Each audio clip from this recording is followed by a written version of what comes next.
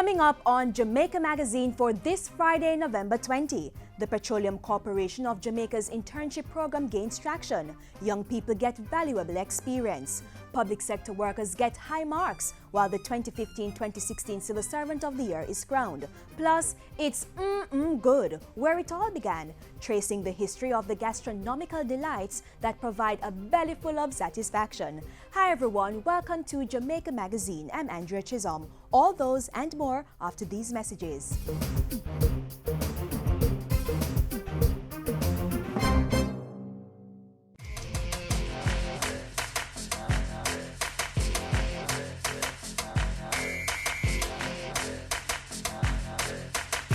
Lattice jamming kills. It is a clear and present danger to all communities and our society at large. Up to August, 138 murders in Era 1 have been associated with lattice jamming. I want to make a personal appeal to parents and other family members to ensure that they do not, by their silence, give tacit support to their children who are involved in criminal behavior.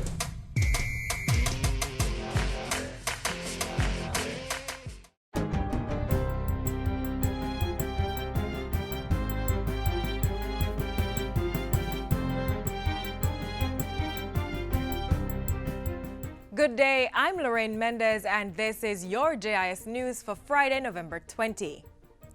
The manufacturing sector grew by 9.7% in the July to September 2015 quarter when compared to the corresponding period last year. The Planning Institute of Jamaica PIOJ made the announcement at a press conference on Thursday. Overall, the goods producing industry grew by 4.4%. Manufacturing was the biggest performer, followed by agriculture, forestry and fishing and construction. The mining and quarrying sector, however, declined. The services industry grew by 0.6%, reflecting increased real value added in 7 of the 8 industries. For electricity and water, there was an increase in real value added of 3.5%, reflecting the impact of an expansion in electricity consumption. In the services industry, producers of government services was the only sector that declined. In total, the Jamaican economy grew by 1.5% for the July to September 2015 quarter, the highest since June 2014. The University of Technology UTech and Sutherland Global Services have signed a Memorandum of Understanding MOU to forge win-win partnerships in the business process outsourcing BPO sector. Both entities will be exploring the possibility of a university model BPO on the Papine campus of UTech. The MOU will also facilitate student and faculty exchange programs, internships, staff development and training. The MOU will also involve recruitment of UTech students into the BPO operations, development of tuition arrangements for students who are recruited into the Sutherland Global Services BPO, articulation and joint delivery of professional courses and programs. Education Minister Reverend Ronald Thwaites endorsed the partnership, adding that with work and study programs becoming more popular, tertiary institutions needed to reconfigure aspects of their programs. We're going to have to look at a different style of timetabling, won't we? Because it's important that there be a clear balance between the priority of studying, doing courses, taking examinations, doing practical work. Energy Minister Philip Paulwell says the diversification of the energy sector to include renewables has created jobs for thousands of Jamaicans.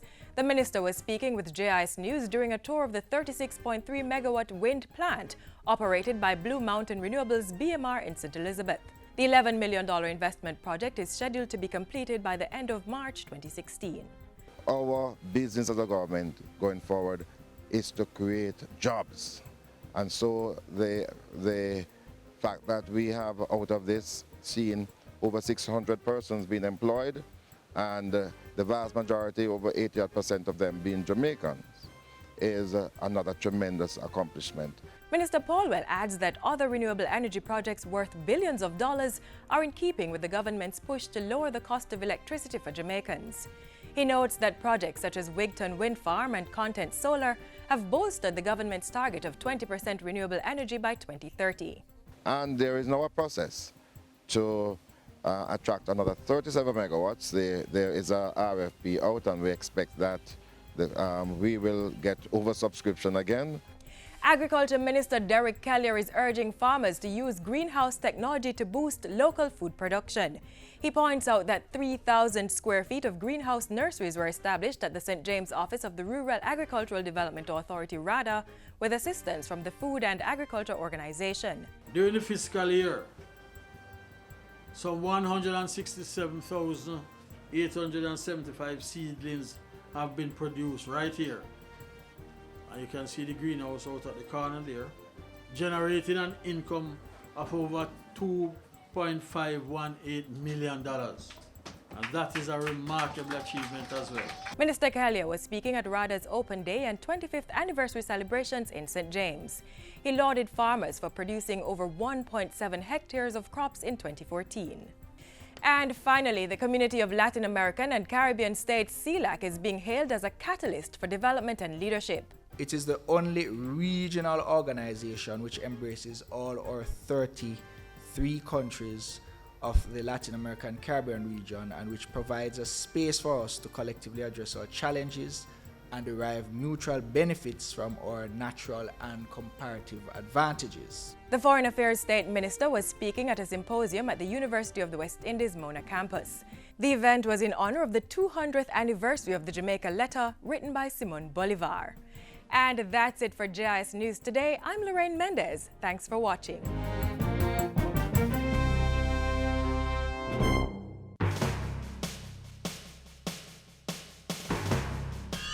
Program implementation remains strong.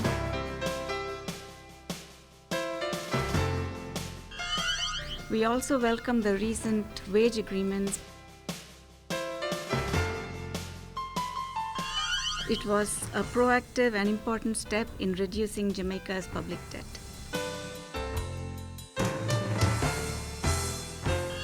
A gradual economic recovery is underway. The growth outlook is improving. Growth is now projected to be about 1.4% for this fiscal year. The government of Jamaica is on a mission, going for growth, staying the course, and transforming the economy through its economic reform program. Last Friday, the finance minister indicated that over the next 5 years, government is projecting over 100,000 new jobs in Jamaica. How did the minister and his team come up with that projection? We base this on the progress that has been seen thus far. From between July 2013 and July 2015, the employed labor force increased by close to 40,000 jobs, 39,600. Plus, over the last 4 years, between October 2011 and July 2015, a total of 63,900 jobs were added to the labor force. Government continues to implement a number of programs to ensure that Jamaicans are ready for the job market.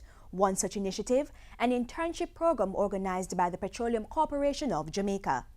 I can almost see it, that dream I'm dreaming, but there's a voice inside my head saying, you'll never reach it.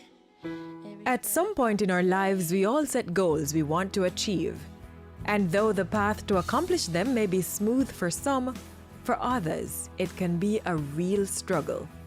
However, with determination and a little help, you often find that goals which seemed so unattainable suddenly seem within reach. But I gotta keep trying, gotta keep my head held high. The government, through various social development programs across ministries, agencies, and departments, has been extending that helping hand, providing mentorship, training, and opportunities for employment. It ain't about how fast I get there, ain't about what's waiting on the other side.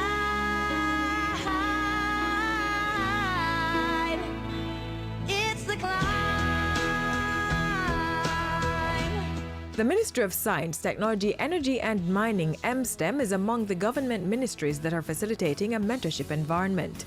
Successful MSTEM programs include the Train the Trainer program in animation, Digital Jam, and Startup Jamaica.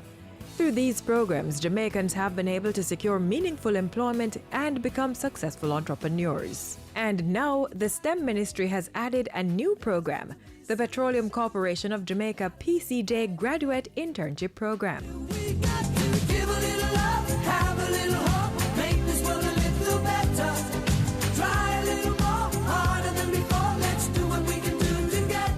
You're going to be exposed to just so much. It's going to be a really great experience, I can tell you, because you're going to be blown away by the extent of the exposure that you're going to get in this program. We're talking about innovations in energy. We're talking about conservation and mechanics of that international fuel pricing formula. The objective is really to lend a hand to the development of young people in Jamaica. It forms part of our broader list of corporate social responsibility programs in contributing to the development of Jamaica through its young people. The 10 shortlisted interns will spend a year at the PCJ in an area of their choosing, whether finance, human resources management, engineering, geology, information technology, and media and mass communication. While working at the PCJ, the participants are expected to gain valuable skills to help them transition into professional life, preparing them to take on the working world and contribute to the economic development of the country. You'll be well advised to learn and practice proper time management, demonstrate initiative to constantly broaden your scope of knowledge, and eagerly embrace the hands-on lessons that are necessary to attaining mastery in your chosen area of specialization. And the eager interns are raring to go, armed with some skills of their own, anxious to achieve their professional goals. I've brought with me my passion and enthusiasm about writing. I did a geology and chemistry degree, so I also bring in some amount of chemistry to my degree, which is very important in oil and gas research, especially when it comes to hydrocarbon research. So I guess those are kind of the big skills that I bring to this. In the future, I'd like to become an HR manager. I'm learning all aspects of HR, so that will contribute to my development and that I'll be well-rounded. We intend to afford them some amount of training opportunities, soft skills, and some amount of coaching and various forms of development. The expectancy of them is to learn and perform. Being in the PR department, I've been able to give an input in everything that has been, including this event, and I can see where I have been contributing. I've been exposed to a number of areas, not only in engineering or construction, but also even stuff just like as simple as administrative stuff, which is necessary in aiding our development as young professionals.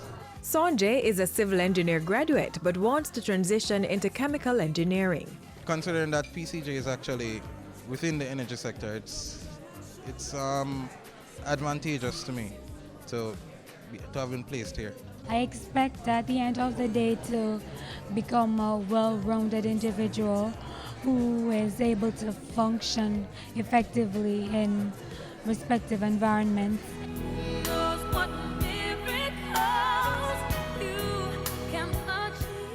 We would hope that this program will grow to take on more students, and so that in the end the Jamaican society can benefit from the productivity that these persons will be taken to the job market. But their job search may very well begin and end at the PCJ. Yes, there is a possibility of a permanent employment for all the graduate interns in their participation. The policy is tailored that way, so that if it is that there is a vacancy and that person has a competencies to match the vacancy, as with all other employment screening, then we will be looking at the intern. The PCJ's graduate internship program is inspired by Petrojam, another subsidiary of the STEM Ministry, which also operates an internship program. So, with government taking a leadership role to groom young people for meaningful employment, it's also adding to the pool of qualified persons from which businesses can choose.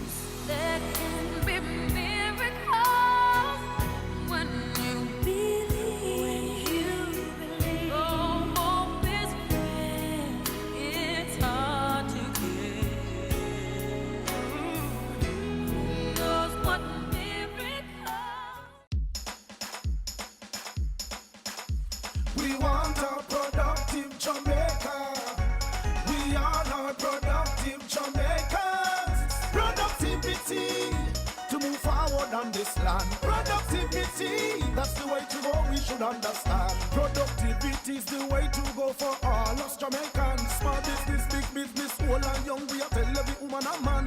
We want growth and prosperity for a better nation with a building plan. So we can build our product and sell our product and put more money in our hand. Our economy can rise to a level and build a better nation. Productivity, to move forward on this land. Productivity, that's the way to go, we should understand. Productivity, to move forward on this land. Productivity, that's the way to go, we should understand. Productivity. Productivity, Pathway to Prosperity. A message brought to you by the Jamaica Productivity Center, a department of the Ministry of Labor and Social Security.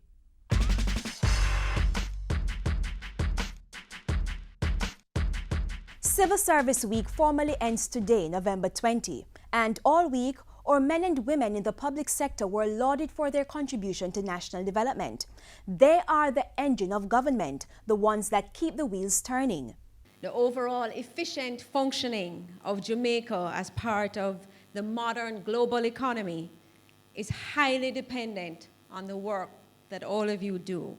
And so I take this opportunity to express appreciation and to congratulate you as you take the time to highlight and celebrate the role that you are already playing as public servants in Jamaica.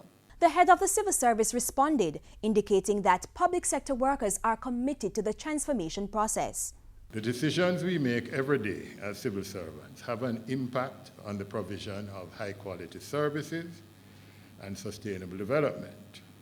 We are committed to transformational action to strengthen capacity, service delivery, and institutions. And 4 civil servants received special recognition in the 2015-2016 Civil Servant of the Year Awards.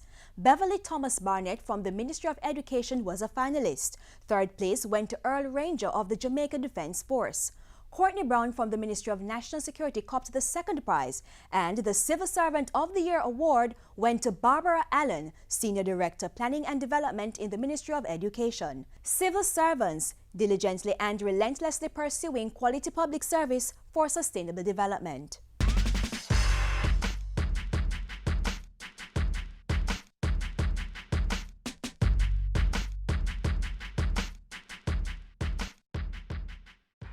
Hola, me llamo Taje. Let's have fun at school this year. 1, 2, buckle my shoe. 3, 4, shut the door. And let's learn new words like building. B-U-I-L-D-I-N-G.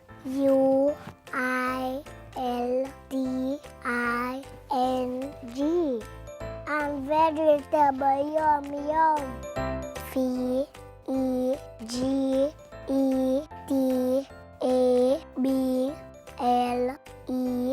Adios, amigos.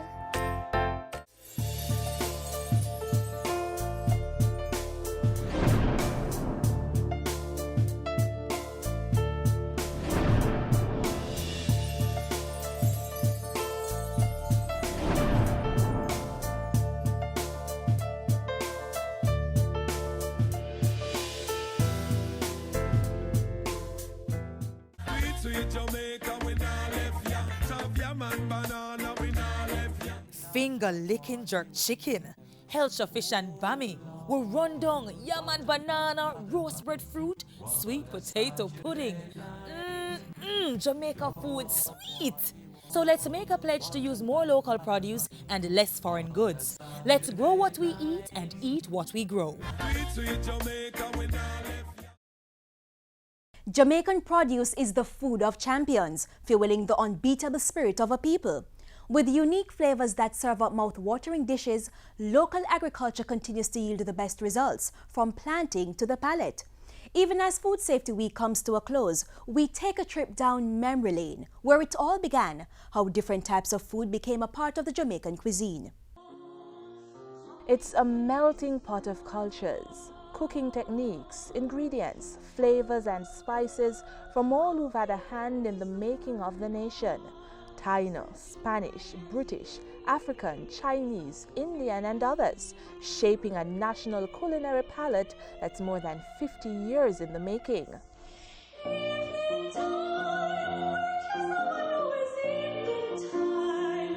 Jamaica's cuisine has come a far way. The island now boasts dozens of fast food chains, oriental restaurants, all-natural eateries and indigenous food shops that serve a buffet of dishes, many of which were not celebrated fair just 50 years ago when Jamaica was a newly independent nation. Credit must go to government bodies like the Jamaica Cultural Development Commission, which has been promoting the consumption of authentic Jamaican foods since its culinary competition in hotels was introduced in 1965. When we roast the yam, when we roast the yam. Do you like roast yam? You're not alone. Many Jamaicans have acquired a taste for this particular dish, and they didn't have to look far for its creation. Roasting is a centuries-old cooking style that Jamaicans owe to the Taino peoples that once occupied this land. Just 50 years ago, it was still a time-consuming, more labor-intensive practice of roasting ground provisions and meats in the earth. They even roast the fish in the earth, and then they scrape it off. Now, Jamaicans from all walks of life are roasting over grills, on meat sheets, in less time, but with as much flavor as their ancestors. Since the arrival of Christopher Columbus in the 15th century, Spanish flavors have been spicing up Jamaican pots on a regular basis. One particular cooking style and its most popular creation has made a big impression. We in Spain, we fry a lot. There is definitely the one dish that has a clear connection with Spain, which is the escovitch. Empanada to the Spanish, patty to Jamaicans. Since the late 1970s to early 1980s, this meat-filled dough dish has been another favorite. The concept is very much the same. The difference would be, and there is again a mixture of other cultures. In this regard, I guess the British and the Indians, the filling. As the local cattle industry beefed up its output in the 1960s, Jamaicans wholeheartedly reclaimed one of their favorite pre-independence imports. Now on a Saturday, there is hardly a household that is not cooking either the popular beef soup or one of its other variations. The British like to boil, and it's from them that we've adopted this cooking method to serve up a wide array of dishes that are uniquely Jamaican. Hot as it is, Jamaicans love their teas, and while traditional English flavors were the popular choices for about the first 2 decades of independence, industrious Jamaicans have more recently been bagging indigenous and African-inspired flavors. It could have been the love for teas by the English that prompted then-Governor Sir Nicholas Laws to plant coffee seedlings in the island back in the 1700s. From the first plant in Temple Hall, St. Andrew, the Blue Mountain Coffee is now a global brand.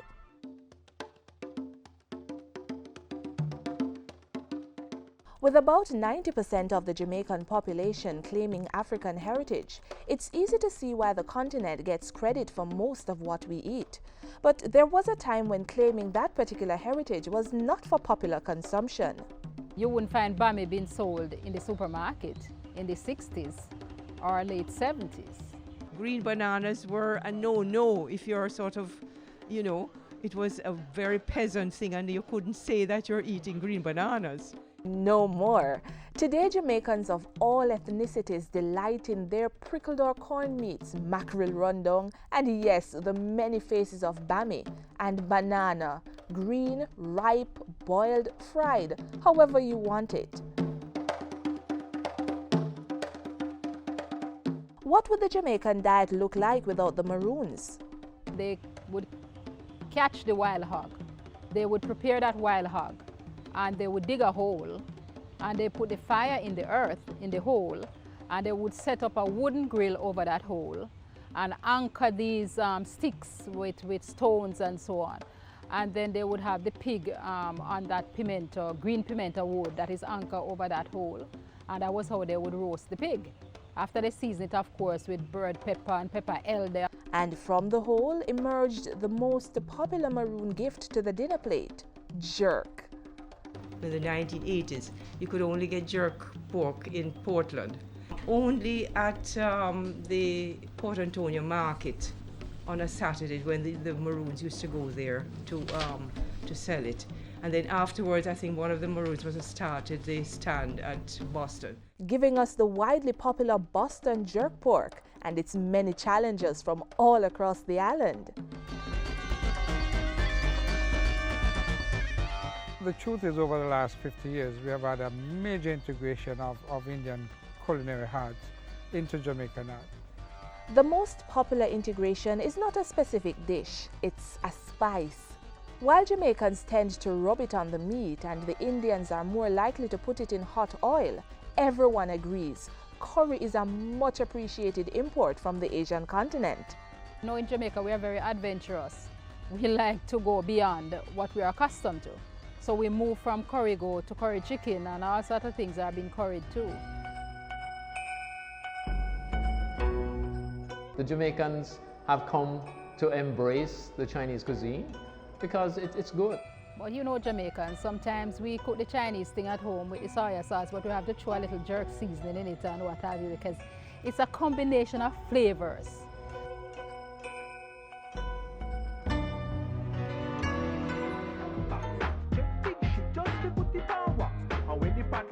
When Rasta say ital food and no deaders and no flesh and face and bone, and people used to look at it with scorn and say breeze go blow you away, and you know, up to now no breeze no blow away. You see, if you have the proper combination of seasoning in your pot and the proper timing, you don't need to use the salt and the other little artificial thing.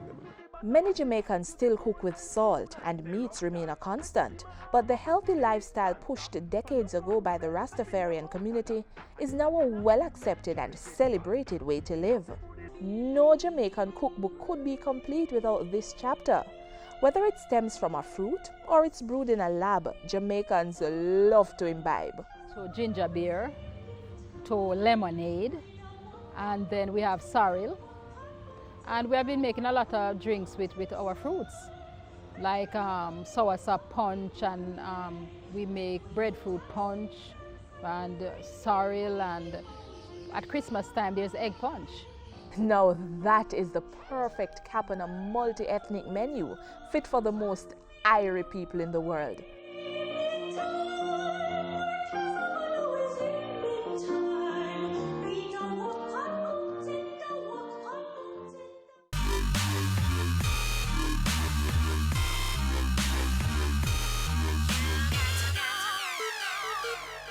And that's it for Jamaica Magazine today.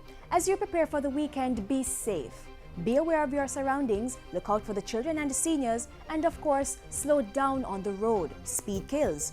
You may also want to pencil in some time for useful info. Visit jis.gov.jm or social media pages and share your comments via email, jamaicamagazine@jis.gov.jm. I am Andrea Chisholm, and this has been Jamaica Magazine. Have a great evening.